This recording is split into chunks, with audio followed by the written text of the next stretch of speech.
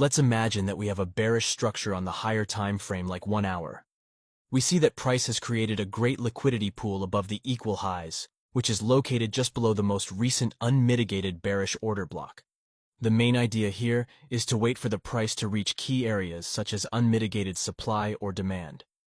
This approach provides a relatively safe opportunity to enter the market. So we have this most recent unmitigated supply zone over here. As price's general direction is bearish, we are looking to get into the market by opening sell positions. Now let's consider a scenario where we have a pullback to the supply zone, and the price has entered the most recent unmitigated supply zone. We are now waiting to enter this zone. The candlestick pattern we want to see near the supply zone is like this. Firstly, we want to see an initial candle that pushes into the point of interest. Subsequently, the price starts to react to the zone and shows rejection from it. This reaction can occur with a single candle or multiple candles. And then we need to see an engulfing candle that breaks out of the supply zone and also engulfs the reaction candles. This doesn't always occur within a 3-candle sequence like this. It can happen within more candles as well. Essentially, what we're looking for is the last candle to engulf the reaction candles and break out of the supply zone. This means we're waiting for the price to break below the bodies and also the wicks of the reaction candles. Before moving to trade examples, let's go through some key points that we need to consider to apply this trading strategy properly. How good is the ATS system? I think I like when it rains. You told me to go to the light. And what it's like to feel your pain. Now I'm okay if you're alright. I start to wonder why I came. I dreamed of things you said to me. We stand at your place while it rains. We talk and we laugh and watch TV. As mentioned before, this strategy is applicable across all time frames. However, it tends to work best on higher time frames such as the 1 hour, 2 hour, and 4 hour charts. This is because on higher time frames, most of the mitigation, rejection, and breakout phases occur within the 3 major candles. Therefore, applying this strategy on higher time frames provides better clarity and effectiveness. However, using lower time frames may result in a different scenario. When price reaches the point of interest area on lower time frames, it often enters a consolidation phase with multiple candles as the market determines its next move. This can lead to multiple engulfing candles being formed without a clear rejection phase, and there's a possibility that price may push deeper after creating engulfing candles. Therefore, we prefer sticking to higher time frames like the 1 hour, 2 hour, and 4 hour charts because they provide more reliable signals and clearer confirmation.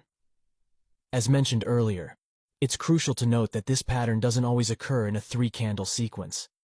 The main focus is on identifying an engulfing candle that breaks out of the point of interest zone and aggressively engulfs the previous reaction candle's body and wick.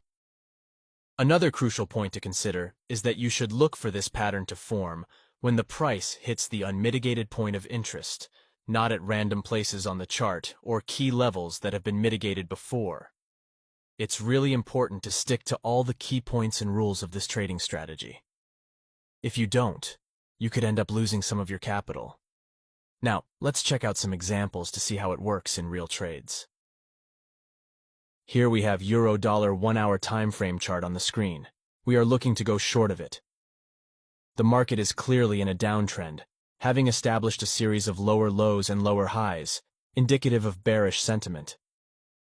Recently, price made a bullish move, sweeping the liquidity pool formed by equal highs, and now it's approaching an unmitigated order block, created due to a significant inefficiency in the market. One potential entry method is to place a sell limit order at the lowest point of interest, waiting for the price to reach this level and trigger the order. However, for a more confirmatory and safer entry, we can employ the candle breakout strategy. This involves waiting for a specific candlestick pattern to form, signaling a potential reversal or continuation of the downtrend before entering the market. To execute the candle breakout strategy, we first need to wait for the price to reach the key area of interest. In this case, we see the price pushing higher into the extreme 1-hour point of interest with several bullish candles. However, as the bullish momentum subsides, it suggests that the mitigation phase is drawing to a close and the rejection phase is likely to commence.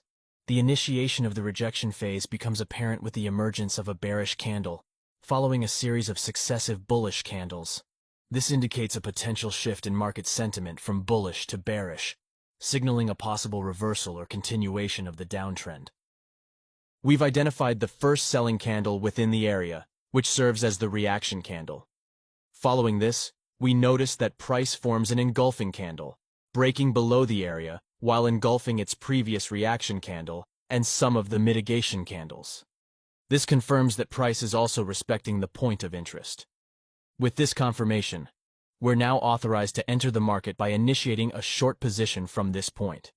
To initiate this trade, we wait for the closure of the engulfing candle to set our entry at the same level.